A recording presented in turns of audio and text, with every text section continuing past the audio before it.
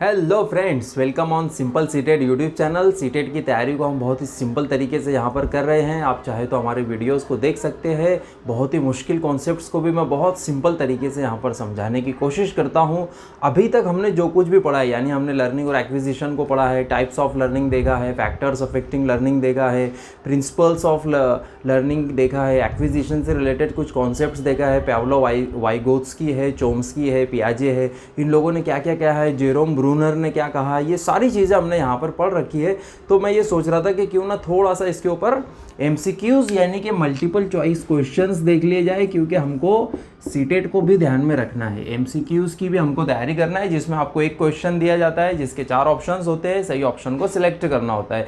CTET का जो पूरा पैटर्न है पेपर 1 और पेपर 2 का, तो उसको किस तरह से समझना है, पेपर का फॉर्मेट क्या है, सिलेबस क्या है, मैंने इस पर भी ऑलरेडी वीडियो बना दिया है। तो आप चाहे तो उस वीडियो को भी जा करके देख सकते हो। तो चलिए शुरू करते हैं आज का हमारा काम। मल्टीपल चॉइस क्वेश्चन देखेंगे एक्विजिशन और लर्निंग से रिलेटेड। तो यहाँ पर स्क्रीन आपको दिखाई देंगी, स्क्रीन पर देख करके मैं क्वेश्चन पढ़ूंगा, एक के बाद एक हम क्वेश्चन को यहाँ पर सॉल्व भी करेंगे। ठीक है, तो चलिए शुरू करते हैं। सबसे पहला जो क्वेश्चन है, तो मैं थोड़ा इधर हो जाता हूँ ताकि आप स्क्रीन को अच्छी तरह से यहाँ पर देख सको। ठीक है, तो क्वेश्चन है the right of children to free and compulsory education act 2009। तो यहाँ पर RTE की बात हो रही है। RTE यानी राइट टू एजुकेशन। ठीक है, तो उसने क्या किया है, has included all round development of the child. तो बच्चे के सर्वांगीण विकास की वहाँ पर बात हो रही है as one of the aims of education. यानी आपकी जो शिक्षा है तो उसका उद्देश्य है, उसका एम है, उसका ऑब्जेक्टिव है कि बच्चे का ऑलराउंड यहाँ पर डेवलपमेंट होना चाहिए। तो देखिए, ये अपने आप में एक क्वेश्चन भी है और अपने आप में एक फैक्ट भी यहाँ पर आपको बता रहा है। कितना बेस्ट, कितना बढ़िया ये क्वेश्चन है, जिसमें एक फैक्ट भी आपको पता चल रही है। इसी फैक्ट पर हो सकता है कभी क्वेश्चन पूछ लिया जाए। तो RTE जो है, ये इसका मेन ऑब्जेक्टिव क्या है, तो इसका मेन ऑब्जेक्टिव है कि यहाँ पर आप देख सकते हो कि one of the aims of education is all round development, सर्वांगीण विकास। यानी अब वो क्या है, तो उसमें क्या चीज़ें आती है ऑल राउंड डेवलपमेंट में। तो ऑप्शन में देखो क्या क्या लिखा है। नंबर 1 है it nurtures the physical, mental and emotional aspects of the child. यानी बच्चे का जो भौतिक है, फिजिकल है, मेंटल है, उसका कॉग्निटिव डेवलपमेंट, वो सारी चीज़ें हैं, और इमोशनल उसका भावनात्मक विकास भी है। यानी ये सारी चीज़ों को ये कवर करता है। या तो फिर दूसरा ऑप्शन है वुड, वहाँ पे गलती से लिखा हुआ है टाइपिंग में, तो it ensures that every child is a part of workforce. यानी कि एक काम की पूरी फौज है, उसका एक पार्ट है बच्चा। तो ऐसा तो नहीं हो सकता है, RTE में ऐसा नहीं कहा गया है। उसके बाद तीसरा ऑप्शन है every child grows rapidly between 6 to 14 years. तो हर बच्चा, एवरी चाइल्ड यहाँ पर कहा जा रहा है कि वो 6 से लेकर 14 साल की आयु में बहुत ही तेज़ी से उसका विकास होता है। तो ऐसा नहीं है, राइट। और यहाँ पर थोड़ा सा एक्सट्रीम स्टेटमेंट है। मैं आपको यहाँ पर बता दूँ कि जब भी आप क्वेश्चन पेपर सॉल्व करने के लिए बैठते हो तो केवल, ओनली और एवरी, ऑल, इस तरह के जो एक्सट्रीम स्टेटमेंट्स होते हैं तो आपको उनको फ़ौरन पिक करना है, सिलेक्ट करना है और उस ऑप्शन को एलिमिनेट कर देना होता है, बाहर निकालना होता है, राइट। तो ये सारी चीज़ें भी हम ट्रिक्स एंड टिप्स की भी यहाँ पर बात करेंगे। चौथा ऑप्शन देख लेते हैं proper health care is essential. यानी कि बच्चे की जो प्रॉपर हेल्थ केयर है, उसकी जो मेंटल, फिजिकल, ये सारी जो चीज़ें, उसकी हेल्थ बहुत इंपॉर्टेंट होती है। तो चौथा ऑप्शन भी काफ़ी हद तक ठीक है, लेकिन सबसे सही जो यहाँ पर है वो है ऑप्शन नंबर 1, जिसे आप यहाँ पर देख पा रहे होंगे। मैं इस तरह से सिलेक्ट करके भी आपको बता दूंगा ताकि समझना थोड़ा सा इजी हो। तो it nurtures the physical, mental and emotional aspects of the child. यानी कि आपका हो गया ऑल राउंड डेवलपमेंट। ठीक है, तो ये हमने पहला क्वेश्चन यहाँ पर सॉल्व कर लिया है। चलिए आगे बढ़ते हैं, नेक्स्ट क्वेश्चन को देखते हैं। Teachers do not give the meaning of new words to learners directly because. यानी टीचर जो है बच्चों को या लर्नर को, शिक्षार्थी को नए शब्दों का अर्थ डायरेक्ट नहीं बताते हैं। ऐसा क्यों है? Because number 1, learners do not like to be given the meaning of words. यानी बच्चे पसंद नहीं करते हैं कि उनको नए शब्दों का अर्थ या मतलब बताया जाए, ऐसा तो नहीं होता है। या तो फिर it prevents learners from discovering the meaning through puzzling out using clues. तो इससे क्या होता है कि बच्चों को कुछ नया ढूंढने में, वो जिसको बोलेंगे it prevents learners from discovering the meaning through puzzling out using clues. तो क्लूज की वजह से जो बच्चों को एक ढूंढने में जो क्यूरियोसिटी होती है तो वो यहाँ पर कम हो जाती है। इससे वो बच्चों को बचाता है, प्रिवेंट करता है नए ज्ञान, नए नॉलेज को प्राप्त करने में या डिस्कवर करने में खोज करने में, नए ज्ञान की बच्चों को उस चीज़ से वो दूर करता है, इसलिए उनको डायरेक्टली मीनिंग नहीं बताया जाता है। या तो फिर learners already know the meaning of the words, यानी कि बच्चों को ऑलरेडी मीनिंग पता है तो फिर उनको बताने की क्या ज़रूरत है। या तो फिर vocabulary will not be enriched, या तो फिर इसलिए नहीं बता रहे हम बच्चों को डायरेक्टली मीनिंग कि उससे बच्चों की जो वोकेबलरी है वो इनरिच नहीं होंगी, वो बढ़ेंगी नहीं। ठीक है, तो यहाँ पर सबसे सही ऑप्शन जो है तो वो है it prevents learners from discovering the meaning through puzzling out using clues, यानी कि ऑप्शन नंबर 2 जो है मैं सेलेक्ट करके आपको बता दूंगा। ठीक है, तो ये option number 2, it prevents learners from discovering the meaning through puzzling out clues, ये सही ऑप्शन हो जाता है। ठीक है, अब नेक्स्ट क्वेश्चन देखते हैं। Which of the following is an instance of non formal learning. अब देखिए यहाँ पर थोड़ा सा कंप्यूटर जी स्क्रीन को हटाइए, अब हम आ गए वापस यहाँ पर व्हाइट बोर्ड को देखते हैं। तो लर्निंग जो होती है आपकी, उसे हम 3 पार्ट्स में डिवाइड कर सकते हैं, 3 भागों में विभाजित किया जा सकता है। एक होता है आपका फॉर्मल वे में जो आप लर्निंग करते हो वो होता है, एक होता है इनफॉर्मल लर्निंग, और एक होता है नॉन फॉर्मल लर्निंग। ठीक है, यहाँ तक आप देख पा रहे होंगे, नॉन फॉर्मल लर्निंग। 3 तरह से लर्निंग होती है, फॉर्मल वे में लर्निंग होती है, इनफॉर्मल वे में लर्निंग होती है, और नॉन फॉर्मल वे में लर्निंग होती है। अब ये क्या है हम ये समझ लेते हैं। देखिए, जब एक बच्चा स्कूल में जाता है, ठीक है, स्कूल में चला गया वो, तो फॉर्मल वे में एक टीचर उसको खड़े होकर के पढ़ा रहा है या वो एजुकेशन प्राप्त कर रहा है वहाँ पर जा कर के, तो ये हो गई आपकी स्कूल की लर्निंग, जो कि एक फॉर्मल वे में टीचर स्टूडेंट यहाँ पर होते हैं, टीचर एंड स्टूडेंट। एक होता है इनफॉर्मल वे में लर्निंग। देखिए आप अपना, हम ये कहते हैं कि जो ये लर्निंग जो है ये क्रिया है या एक ये प्रोसेस है जो कि वोम टू टोम जाता है, यानी गर्भ से लेकर के कब्र तक चलने वाली ये प्रोसेस है, जन्म से लेकर के मृत्यु तक चलने वाली प्रोसेस है, वोम टू टोम चलता है। तो अब ये सिर्फ स्कूल में जाकर ही बच्चा कुछ सीखता है क्या, ऐसा है क्या? नहीं, बल्कि अपने दैनिक जीवन में बाहर की दुनिया से भी वो बहुत कुछ सीख रहा होता है, राइट। यानी कि इनफॉर्मल वे में भी वो कुछ ना कुछ सीखता है। कभी अपने परिवेश से, फैमिली से उसने कुछ सीख लिया, कभी फ्रेंड्स से सीख लिया, कभी बाहर जा रहा है तो जाते जाते उसने कुछ देखा, तो वहाँ पर भी उसका अधिगम या उसका जो लर्निंग है वो हो रही होती है, तो उसे हम कहेंगे इनफॉर्मल लर्निंग। ठीक है, यानी कि अपने यहाँ पर मैं थोड़ा सा समझने के लिए ईवीएस लिख रहा हूँ, यानी अपने इन्वायरमेंट से उसने जो कुछ भी सीखा है, ईवीएस यानी इन्वायरमेंटल स्टडीज़ नहीं है ये, तो अपने जो वातावरण से, परिवेश से जो कुछ उसने सीखा तो वो इनफॉर्मल हो गई आपकी लर्निंग। और एक होता है नॉन फॉर्मल लर्निंग। देखिए नॉन फॉर्मल लर्निंग में क्या होता है, नॉन फॉर्मल लर्निंग में ये होता है कि एक बच्चा जब डिस्टेंस मोड में, यानी कि यूनिवर्सिटी या कोई किसी कॉलेज से जुड़ करके वो घर बैठे जब पढ़ाई करता है, तो उसे हम कहते हैं नॉन फॉर्मल लर्निंग। तो आई होप कि आपको फॉर्मल, इनफॉर्मल और नॉन फॉर्मल लर्निंग समझ में आ गया है। अगर समझ में आया है तो लाइक ठोकिए, यानी कि वीडियो को लाइक करिए। चलिए आगे बढ़ते हैं, यहाँ पर फिर से हम स्क्रीन लेकर के आते हैं।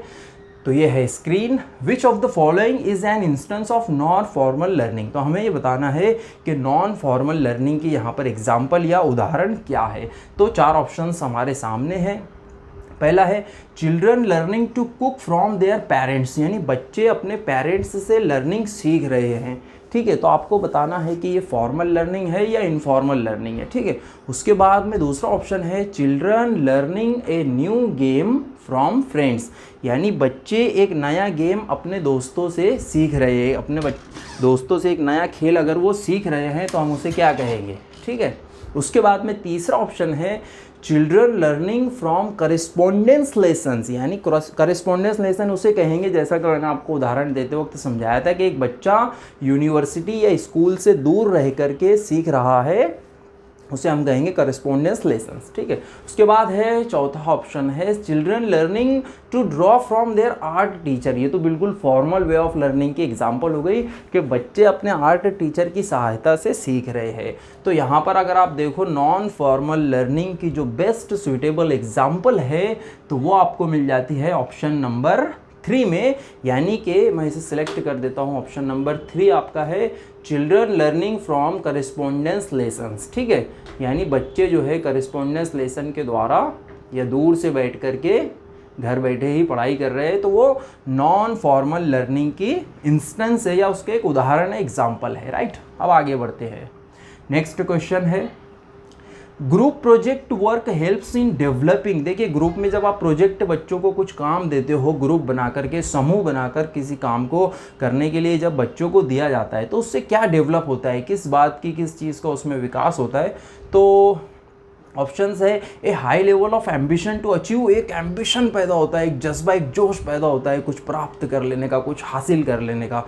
या तो फिर collaboration, critical thinking and problem solving, तो उसमें कोलैबोरेशन पैदा हो रहा है, मिल करके काम करने का, क्रिटिकल थिंकिंग पैदा हो रही है उसके अंदर, यानी कि वो थोड़ा सा यहाँ पर जो बारीकी से पॉजिटिव नेगेटिव एस्पेक्ट्स के बारे में सोच पा रहा है। और प्रॉब्लम सॉल्विंग, यानी कि अगर कोई प्रॉब्लम आ जाता है तो उसको किस तरह से सॉल्व किया जाए, इस तरह, यानी कि सारे कॉग्निटिव डेवलपमेंट से जुड़ी हुई चीज़ें हैं, राइट। अगर आप देखो तो ये collaboration, critical thinking and problem solving, ये सब कॉग्निटिव डेवलपमेंट से जुड़े हैं, जिनके बारे में पियाजे ने कहा है और हमने उसको अच्छे से यहाँ पर पढ़ा भी है, आप वीडियोस देख सकते हो।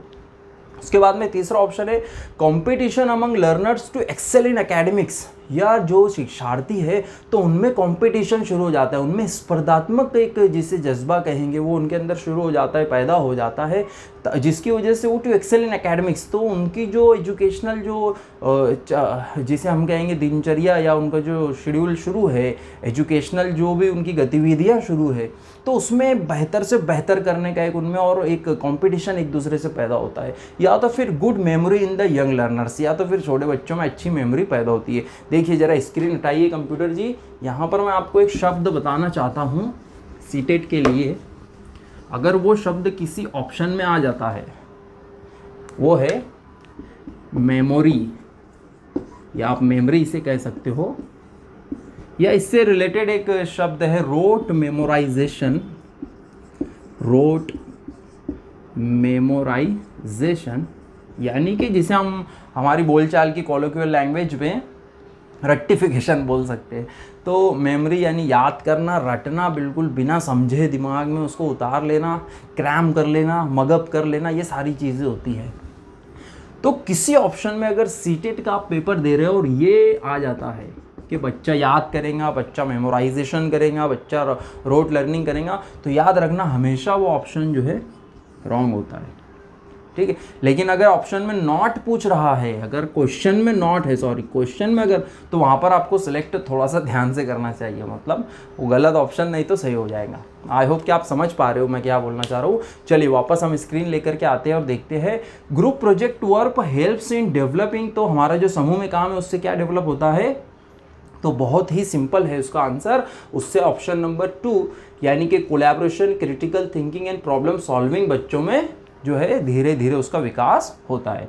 नेक्स्ट क्वेश्चन देखते हैं, what type of questions promote thinking skills in children. बच्चों में सोचने की जो क्षमता है तो वो किस चीज़ से बढ़ती है, किस तरह के क्वेश्चंस से, किस प्रकार के क्वेश्चंस से उस स्किल को बढ़ावा मिलता है। तो फैक्चुअल क्वेश्चन से मतलब फैक्चुअल क्वेश्चन किसे कहते हैं, बिल्कुल फैक्चुअल बात। जैसे मैंने आपसे ये पूछ लिया कि भैया जो है भारत कब स्वतंत्र हुआ, या ब्रिटिश गवर्नमेंट से हमें कब आज़ादी मिली, तो इसका फैक्चुअल क्वेश्चन हमेशा वो आंसर जो होगा 15 अगस्त 1947। तो ये बिल्कुल फैक्चुअल बात होगी। तो इस तरह के क्वेश्चन से बच्चों की थिंकिंग प्रमोट होती है क्या, नहीं। फिर उसके बाद ऑप्शन नंबर 2 है questions based purely on the reading text. तो रीडिंग जो भी पठन आपने किया है, जो कुछ भी पढ़ा है, तो अगर उसी पर बेस्ड क्वेश्चन आपसे पूछा जा रहा है तो उससे यहाँ पर आपकी थिंकिंग स्किल बढ़ती है या पैदा होती है। या तो फिर तीसरा ऑप्शन है पर्सनल रिस्पॉन्स क्वेश्चन। देखिए इन्हें PRQ भी कहा जाता है। तो थोड़ा वापस इधर स्क्रीन लेकर आइए, PRQ यानी personal response question, PRQs personal response question से क्या होता है कि बच्चों के अंदर, हर बच्चा, because everybody is different from each other, हर कोई एक दूसरे से विविध है, बहुत ही विविधतापूर्ण हमारा देश भी है और हमारी क्लासेस भी है। Everything is so diverse in our country. तो हमारे भारत में सब कुछ बहुत ही डाइवर्स है, एक दूसरे से बहुत डिफरेंट है। तो अब जब आप किसी से पर्सनल रिस्पॉन्स क्वेश्चन पूछ लेते हो कि तुम्हें कौन सा जो है, जैसे अगर हम पूछ ले क्लाइमेट पसंद है और फिर वो क्यों पसंद है, या तुम्हें कौन सा कलर पसंद है, अगर हम एलिमेंट्री लेवल पर बच्चों की बात करें तो तुम्हें कौन सा कलर पसंद है और वो क्यों पसंद है, what is the reason of that specific colour, अगर आप ऐसे पूछ लेते हो तो हर बच्चा जो है उसका डिफरेंट रिस्पॉन्स मिलेगा आपको कि मुझे ब्लू अच्छा लगता है तो उसकी वजह ये है बिकॉज स्काई इज़ ब्लू, कोई बच्चा कहेगा वाटर इज़ ब्लू, कोई बच्चा कहेगा मुझे ग्रीन पसंद है because plantation vegetation and trees are green. ऐसे अलग अलग आपको बहुत सारे जवाब जो है आंसर्स या उत्तर उनके आपको देखने को मिलेंगे। तो इससे क्या होता है कि थिंकिंग बच्चों की बढ़ रही है, राइट। उसके बाद चौथा ऑप्शन देखते हैं, स्क्रीन वापस लेकर आते हैं, close ended questions. Close ended questions से भी यहाँ पर जो है थिंकिंग को प्रमोशन मिल सकता है, लेकिन सबसे ज़्यादा जो है सही इसका जो जवाब है वो पर्सनल रिस्पॉन्स क्वेश्चंस होना चाहिए, यानी बच्चों का जो पर्सनल रिस्पॉन्स है वो जो अपनी तरफ से जवाब देंगे वो यहाँ पर होता है। उसी तरह से क्लोज एंडेड क्वेश्चंस क्या होता है तो उसे आप यहाँ पर स्क्रीन पर देख सकते हो, what is close ended question, तो स्क्रीन पर लिखा हुआ है। आई होप कि आप इसे जो है पॉज करके ज़रूर पढ़ेंगे। चलिए नेक्स्ट क्वेश्चन देखते हैं, आगे बढ़ते हैं। तो नेक्स्ट क्वेश्चन है, students need to brainstorm ideas, organise, draft, edit and revise their work is a process which reflects. तो बच्चे अगर यहाँ पर ब्रेनस्टॉर्म कर रहे हैं, आइडियाज़ के बारे में सोच विचार कर रहे हैं और फिर उसको ड्राफ्ट कर रहे हैं, उसको लिख रहे हैं, फिर उसके अंदर काट छाट कर रहे हैं, उसको एडिट भी कर रहे हैं, उसको रिवाइज कर रहे हैं, उसको फिर से वो पुनर्गठन उसका कर रहे हैं, तो ये जो प्रोसेस है ये किस चीज़ को रिफ्लेक्ट कर रही है। तो आई होप कि आप क्वेश्चन समझ पा रहे हो कि बच्चों ने किसी चीज़ को सोचा है, फिर उसको लिखा है, फिर उसको कम ज़्यादा किया है, ड्राफ्ट करके एडिट भी किया है, एडिट, तो ये जो प्रोसेस है, और उसको फिर रिवाइज़ किया है, फिर से उसको पढ़ा है उन्होंने, तो ये जो क्रिया है, ये जो प्रोसेस है, ये किस चीज़ को रिफ्लेक्ट कर रही है, क्या बता रही है। तो ये ऑप्शंस है, लिसनिंग स्किल, उनकी जो श्रवण की क्षमता है या उनकी जो सुनने की जो ताकत है, क्षमता है, वो बता रही है, या फिर स्पीकिंग स्किल, उनकी बोलने की क्षमता, या फिर रीडिंग स्किल, या उनकी पढ़ने की क्षमता, या फिर राइटिंग स्किल। तो राइटिंग क्षमता, लेखन का जो कौशल है वो उनको बता रही है। तो देखिए यहाँ पर सोचना किसी चीज़ को, फिर उसको लिखना, फिर उसको काट छाट करना, उसके अंदर कम ज़्यादा करना। देखिए यहाँ पर स्पेसिफिकली राइटिंग की बात क्वेश्चन में नहीं हुई, हमको उसको एडिटिंग और ड्राफ्टिंग से समझना है, राइट। तो यहाँ पर जो सबसे बेस्ट ऑप्शन है वो ऑप्शन नंबर 4 है, यानी कि राइटिंग स्किल्स। क्योंकि देखिए आइडियाज़ है उनको ऑर्गेनाइज करना, ड्राफ्ट, एडिट करना एंड रिवाइज करना, ये यहाँ पर बात हो रही है। तो आई होप कि आप इसे समझ पाए हो। Students need to brainstorm ideas, organise, draft, edit and revise their work is a process which reflects writing skills. लेखन कौशल जो है उससे पता चलता है। चलिए नेक्स्ट क्वेश्चन देखते हैं, और यहाँ पर हम वीडियो को एंड भी करते हैं बिकॉज काफ़ी लॉन्ग वीडियो हो गया है। बाकी के क्वेश्चंस को हम नेक्स्ट वीडियो में ज़रूर सॉल्व करेंगे। तो थोड़ा बड़ा क्वेश्चन है, teachers help learners construct their knowledge in English by. तो एक टीचर है वो लर्नर्स को सपोर्ट कर रहा है, उनको वो मदद कर रहा है किस चीज़ में, इंग्लिश के नॉलेज को कंस्ट्रक्ट करने में, राइट। तो किस तरह से वो, किस माध्यम से ऐसा कर सकता है या किस तरह से वो ऐसा कर सकता है। तो हम ऑप्शंस देखते हैं। Number 1, giving the learners a lot of assignments and projects that will lead too much practice, right. यानी कि बच्चों को खूब काम दे देना। इसका सिंपल अब शब्दों में अर्थ ये हो जाता है कि बच्चों को खूब ज़्यादा ढेर सारा काम दे दिया हमने, अब इससे क्या होगा कि उनका जो नॉलेज है वो कंस्ट्रक्ट होगा। तो ये ऐसा सही हो सकता है क्या? बिल्कुल भी नहीं, ऐसा नहीं हो सकता है। याद रखिए हम हमेशा यहाँ पर बात करेंगे, स्क्रीन लेकर आइए वापस। तो स्क्रीन पर मैं आपको यहाँ पर, स्क्रीन को हटाइए, बल्कि वाइट बोर्ड को लेकर आया गया है।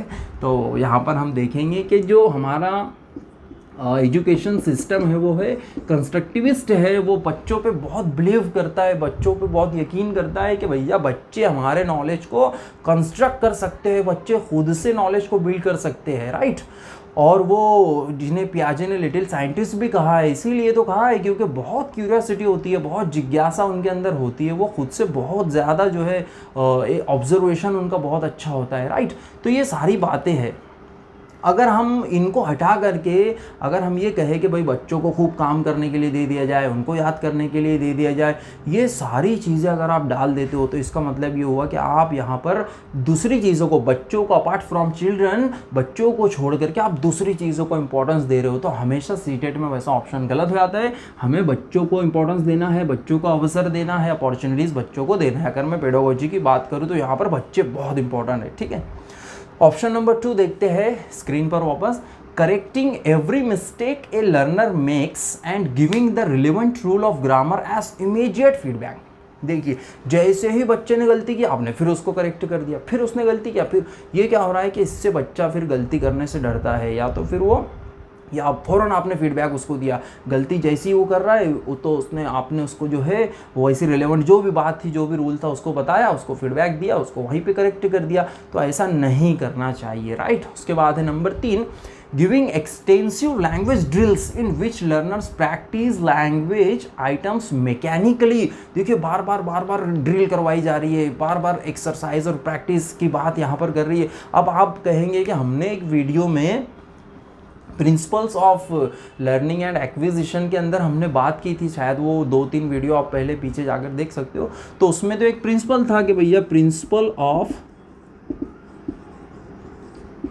Principle of exercise and drill, जिसे मैंने कहा था कि इसे जो है फौज में या फौजी जो थे, आर्मी में जो लोग थे, उन्होंने प्रिंसिपल ऑफ एक्सरसाइज को स्टार्ट किया था, अगर हम लैंग्वेज में इसकी बात करें तो, ठीक है। लेकिन यहाँ पर क्या लिखा हुआ है कि उसका बहुत ज़्यादा यूज़ किया जा रहा है और बच्चे उसकी वजह से क्या हो रहा है कि practice language items mechanically machine किस तरह से काम करता है, कंटिन्यूअसली उसी वर्क को मशीन कर रहा होता है। तो अगर बच्चे भी इस तरह से काम करेंगे तो ये हो जाता है चाइल्ड सेंटर्ड एजुकेशन के अपोज में चला जा रहा है।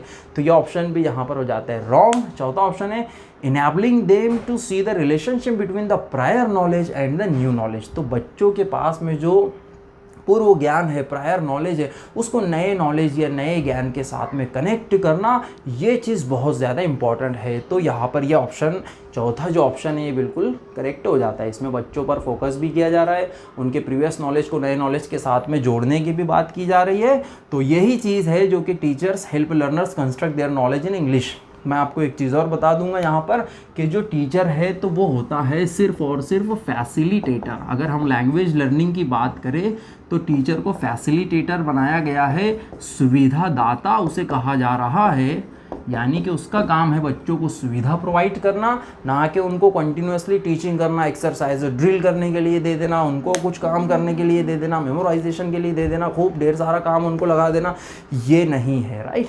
बल्कि बच्चों को वो सिर्फ फैसिलिटेट करे, जहाँ पर वो अटक गया उसको स्कैफोल्ड करे। हमने यहाँ पर एक थ्योरी पढ़ रखी है वाइगोत्स्की की, मैं आपको एक्स्ट्रा इनपुट के लिए यहाँ पर बता रहा हूँ कि हमने वाइगोत्स्की की एक थ्योरी पढ़ी है। उसमें उन्होंने कहा है कि बच्चों को यहाँ पर स्कैफोल्डिंग की जाए, यानी सिर्फ उतनी मदद की जाए जितनी उनको ज़रूरत है, जिस चीज़ में वो वीक है वहाँ पर उसको बता करके आगे बढ़ा दिया जाए, ठीक है। और ये हेल्प कौन करता है? MKO कौन होता है? More knowledgeable other. ये सब जो है स्पेसिफिक टर्म्स है, आपने इनको समझना चाहिए, हो सके तो याद रखना चाहिए, लेकिन समझ के याद रखना चाहिए, वरना फिर ये मेमोराइजेशन की मिसाल हो जाती है। तो स्कैफोल्डिंग बच्चों को जो है सहायता प्रोवाइड करना, जैसे साइकिल चलाने में की जाती है, मोर नॉलेजेबल अदर के ज़रिए के द्वारा।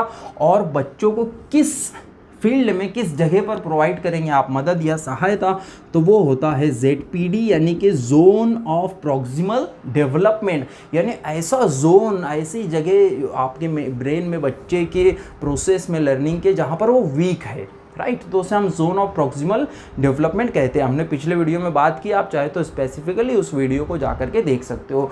तो इस तरह से आज के हमारे वीडियो में हमने बहुत सारे क्वेश्चंस को सॉल्व किया है और एक एक क्वेश्चन को मैंने बहुत डीपली आपको समझाने का प्रयास किया हूँ, ताकि आइंदा आने वाले क्वेश्चंस को आप इसी बेस पर सॉल्व कर सको। यहाँ पर सिर्फ हमने क्वेश्चन सॉल्व नहीं किया है, बल्कि उसको समझ कर यहाँ पर हमारी पढ़ाई भी हो गई है। तो आई होप कि आपको ये वीडियो पसंद आया है। Thanks for watching this video. Have a nice day. Thank you very much.